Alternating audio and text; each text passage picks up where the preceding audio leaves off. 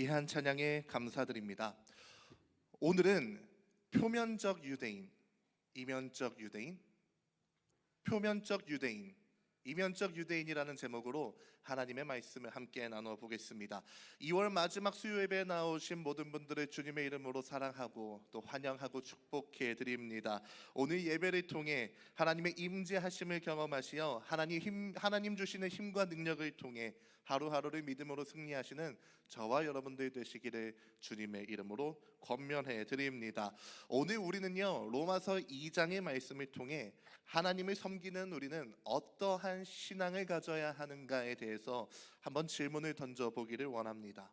그리고 더 나아가서요, 하나님을 섬기는 우리는 이런 신앙을 가져야 한다라고 결단하기까지 나아갔으면 좋겠습니다.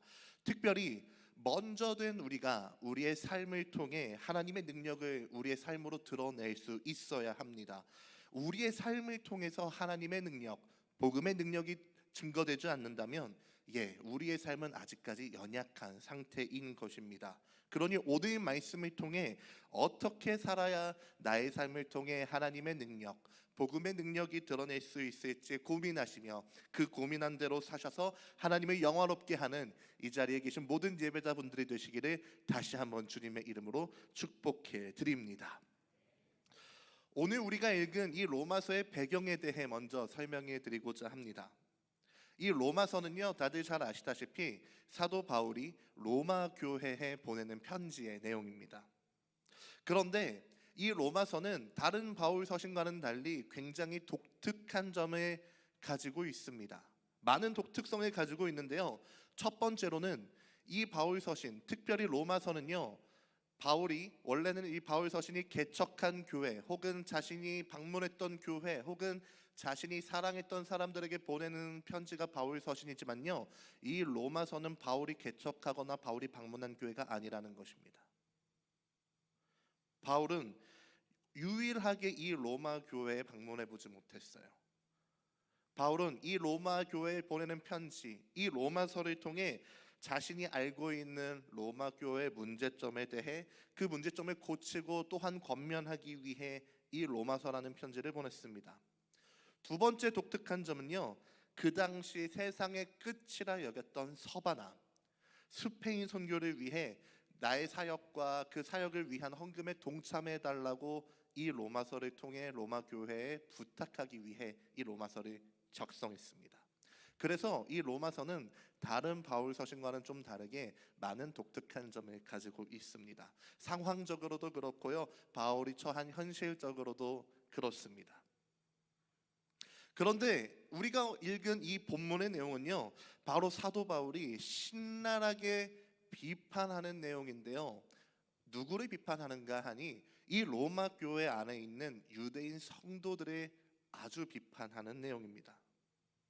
그런데 그러면 사도 바울이 유대인 그리스도인만 비판했을까요? 아니요, 그렇지는 않습니다. 우리가 읽진 않았지만 로마서 2장 1절부터 16절까지의 말씀은 그 로마 교회 안에 있는 이방인 그리스도인들도 사도 바울이 마찬가지로 잘못된 신앙에 대해 비판하는 말씀을 우리는 읽어볼 수 있습니다. 그런데 저는 오늘 특별히 이 사도 바울이 유대인 그리스도인들을 향해 권면하고 또한 꾸짖는 이 이야기를 가지고 우리의 삶을 되돌아보며 생각해 보고 싶은 것이 있어 오늘의 본문에 함께 선택해 봤습니다. 사도 바울은요, 로마서 1장의 복음에 관해서 이야기합니다. 그리고 이 복음의 능력이 어디에게 먼저 나타난다 말하냐면 이 복음의 능력은 먼저 유대인에게 나타나고 그 다음 헬라인에게 나타난다 말합니다. 우리 화면을 보면서 로마서 1장 16절을 함께 읽어보겠습니다. 시작. 내가 복음을 부끄러워하지 아니하노니 이 복음은 모든 믿는 자에게 구원을 주시는 하나님의 능력이 됨이라. 먼저는 유대인에게요 그리고 헬라인에게로다. 아멘. 헬라인이 먼저가 아니라 유대인에게 복음의 능력이 나타난다는 겁니다.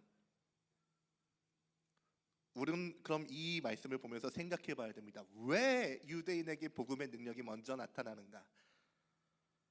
하나님이 누구의 하나님이십니까? 여호와 하나님이 누구의 하나님이셨습니까? 헬라인의 하나님이셨나요? 아닙니다. 유대인의 하나님이셨어요. 그렇기에 그 구원의 처음 열매를 맛볼 수 있는 민족이 누구냐? 유대인이라는 겁니다.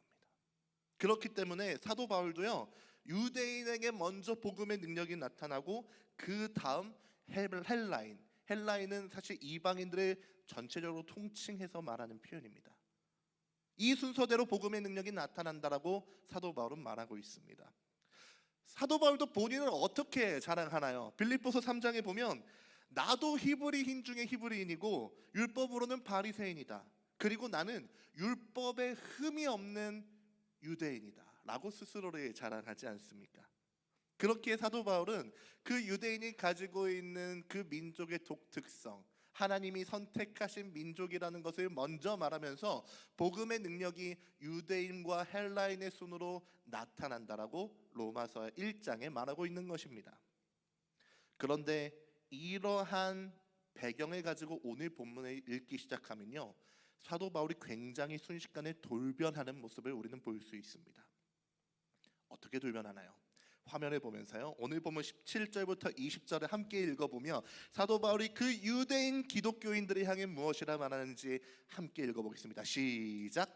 유대인이라 불리는 네가 율법을 의지하며 하나님을 자랑하며 율법의 교훈을 받아 하나님의 뜻을 알고 지극히 선한 것을 분간하며 맹인의 길을 인도하는 자요 어둠에 있는 자의 빛이요 율법에 있는 지식과 진리의 모본을 가진 자로서 어리석은 자의 교사요 어린아이의 선생이라고 스스로 믿으니. 아멘. 아멘. 유대인이라 불리는 네가 율법을 의지하며 하나님을 자랑하며, 그 뒤에 나오는 18절부터 20절의 모든 말씀이 어떤 걸 뜻하나요? 유대인들이 가지고 있던 선민의식에 대해서 말합니다. 오직 우리만이 여호와 하나님을 섬기는 민족이고 우리에게 그렇기에 구원이 있다라고 자부하는 그 선민의식에 대해 말하고 있는 겁니다. 사도 바울 그렇게 말하는 거예요. 그래, 여러분들이 유대인이라고 자부하는 거 좋아. 나도 유대인이야. 그런데 너희들이 유대인이라고 자부하면서 실상은 그렇지 않아. 사도 바울은 그들이 행하고 있는 행동에 잘못이 있다라고 말합니다. 그 잘못은 굉장히 그 모든 유대인이라고 자부했던 자부심을 깨어질 수 있게 하는 그런 위대한 너무나 큰 잘못이라고 사도 바울은 말하고 있는 겁니다. 어떤 잘못일까요? 화면을 보면서 21절부터 23절의 내용을 한번 읽어보겠습니다. 시작.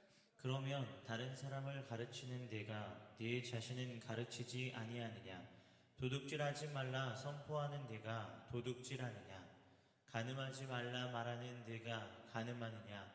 우상을 가증히 여기는 네가 신전 물건을 도둑질하느냐? 율법을 자랑하는 네가 율법을 범함으로 하나님을 욕되게 하느냐? 아멘. 다른 사람을 가르치는 네가 그 가르치는 대로 스스로 살지 않는다는 거예요. 도둑질 하지 말라고 하면서 본인은 스스로 도둑질을 합니다. 간음하지 말라고 가르치지만 그 스스로는 간음합니다. 우상을 가증히 여기는 유대인이 어떤 일을 범합니까? 신전에 가서 신전 물건을 도둑질한다고 말합니다. 더 나아가서요, 율법을 자랑하는 네가 그 율법을 범한다. 사도 바울은 그렇게 로마 교회 안에 있는 유대인 그리스도를 향해 그들이 범하고 있는 죄의 실체에 대해서 이야기합니다. 하나님을 자랑하고 하나님이 주신 율법을 따른다 자랑하는 그 유대인들이, 그 로마 교회 안에 유대인 성도들이 실상은 그들이 하고 있는 말과는 별개로 전혀 다른 행동으로 인해 하나님의 이름을 모욕하고 있다라고 말하는 겁니다. 사도 바울은 이러한 로마 교회 유대인들의 행동을 이렇게 결론 짓습니다. 24절의 말씀 함께 읽어보겠습니다. 시작. 기록된 바와 같이 하나님의 이름이 너희 때문에 이방인 중에서 모독을 받는도다. 아멘. 아멘. 말과 행동이 다른 너 때문에 하나님의 이름이 이방인 중에서 모욕을 받는다 말합니다. 율법을 온전히 지켜서 하나님의 이름을 영화롭게 해도 모자랄 판에 율법을 지키지 않아서 하나님의 이름을 욕되게 하는 것이 바로 로마 교회 안에 있는 유대인 성도들이 행하고 있다라는 것입니다. 여러분, 지금도 오늘도 유대인들이 본인들 스스로 자랑하는 두 가지가 있습니다. 첫 번째가 하나님이 주신 율법이고요. 두 번째로는 하나님의 백성인 것을 증명하는 할례. 지금도 유대인들은 이 두 가지를 자랑합니다. 이 두 가지가 없으면 구원받을 수 없다라고 이야기합니다. 그런데 오늘 우리가 읽은 본문의 내용은 어떻게 말하나요? 이 율법과 할례가 구원의 의미가 있다라고 말할까요? 사도 바울은 그렇게 얘기하지 않던데요. 화면을 보면서 25절을 함께 읽어보며 율법과 할례가 어떠한 의미를 가지는지 알아보겠습니다. 시작! 네가 율법을 행하면 할례가 유익하나 만일 율법을 범하면 네 할례는 무할례가 되느니라. 아멘. 율법을 범하는데 할례가 무슨 소용이 있냐는 거예요. 네가 입으로는 나는 선택받은 하나님의 백성이고 구원의 능력을 맛보는 백성이라 말하는데 너의 행동이 그렇지 못하고 율법을 범한다면 네가 받은 할례가 무슨 소용이 있어? 사도 바울은 그 유대인 성도들에게 그렇게 말하는 거예요. 즉 표면적 유대인, 육체의 할례를 받은 유대인이 진짜 유대인이 아니라 마음으로 하나님을 기뻐하고 마음으로 하나님을 따르려고 하는 이 이면적 유대인이 진짜 마음의 할례를 받은 진짜 유대인이라고 사도 바울은 오늘 우리에게 말하고 있는 것입니다. 사도 바울은요 29절의 말씀을 통해 우리가 어떠한 신앙의 모습을 가져야 하는지, 우리가 어떠한 신앙을 가지고 매일매일 살아가야 하는지에 대해서 이야기합니다. 화면을 보면서 29절을 함께 읽어보겠습니다. 시작! 오직 이면적 유대인이 유대인이며 할례는 마음에 할지니 영에 있고 율법 조문에 있지 아니한 것이라. 그 칭찬이 사람에게서가 아니요 다만 하나님에게서니라. 아멘. 사도 바울은요 진정한 할례의 흔적이 어디에서 나오냐면 율법 조문에서 나오는 것이 아니라 우리의 영에 있다라고 말합니다. 이게 무슨 뜻일까요? 전 이것을 좀 쉽게 설명하기 위해서 복음서에 나오는 바리새인들을 한번 생각해 보시라고 권하고 싶습니다. 바리새인들이 어떻게 신앙생활 하던가요?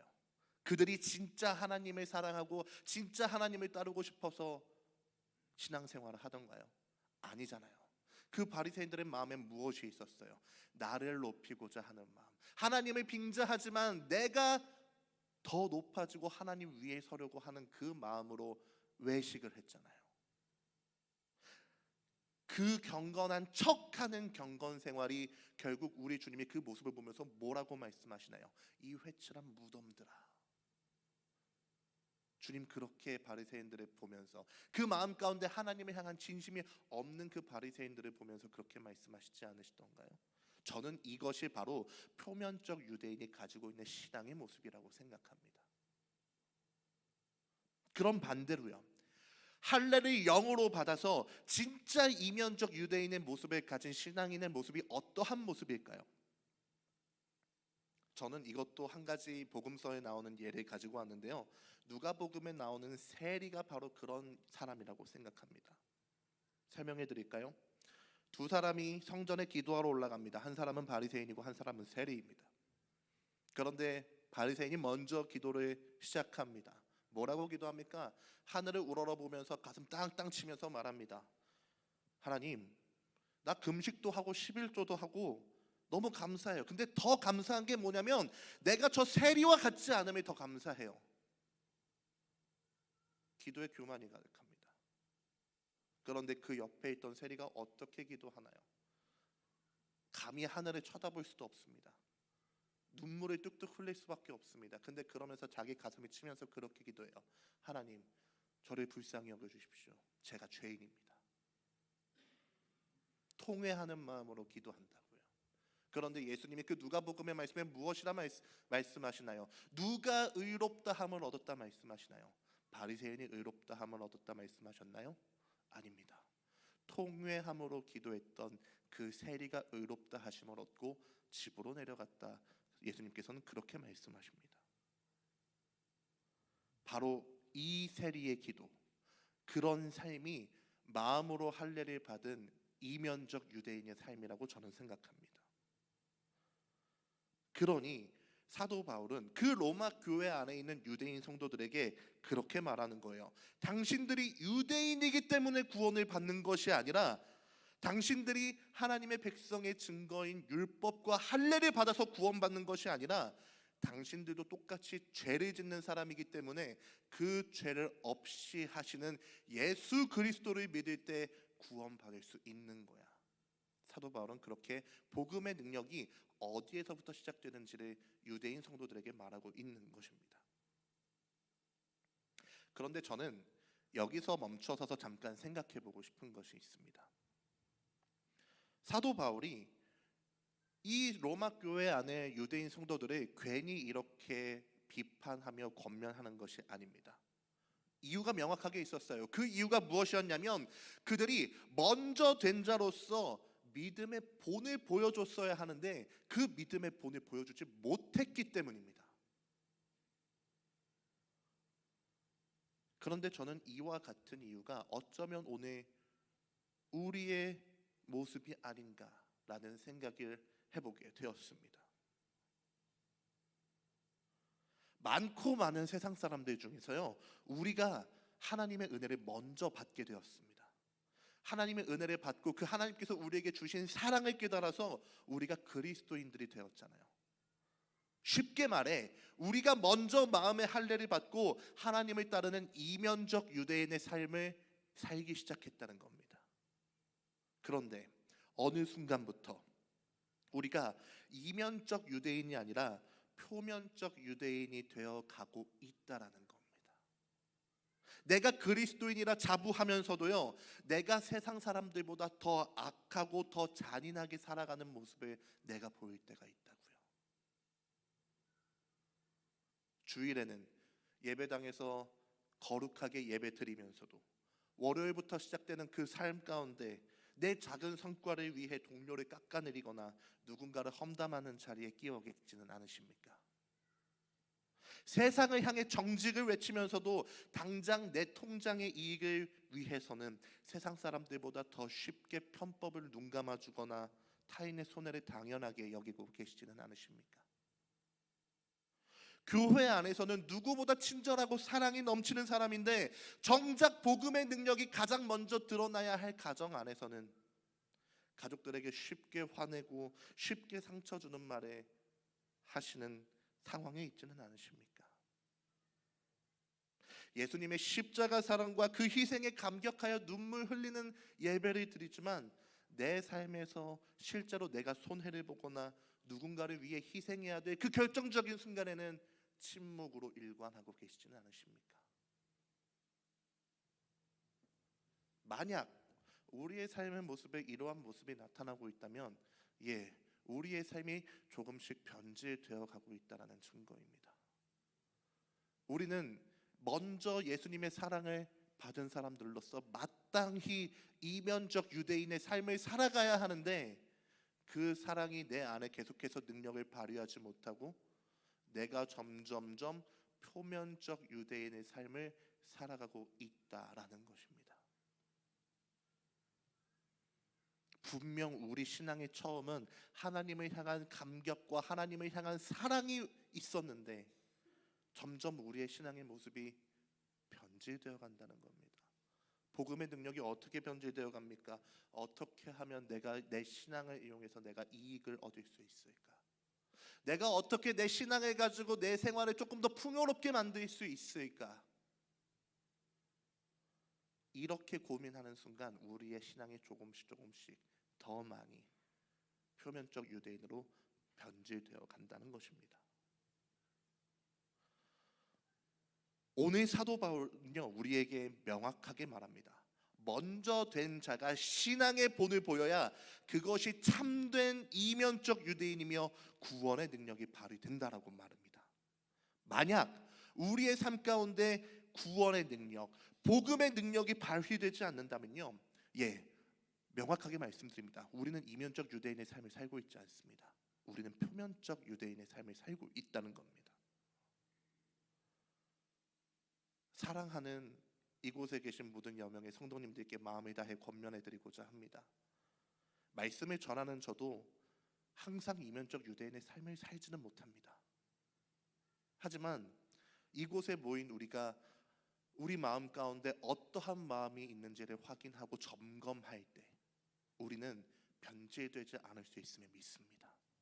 그러니 매일 매 순간마다 내 마음 가운데 무엇이 있는지 점검하셔서 내 안에 과연 하나님을 향한 사랑이 있는가, 아니면 나의 삶을 풍요롭게 가득 채우고자 하는 그 마음이 우선되어 있는가를 확인하셔서 늘 이면적 유대인으로서의 삶을 살아내시는 저와 여러분들 되시기를 주님의 이름으로 권면해 드립니다.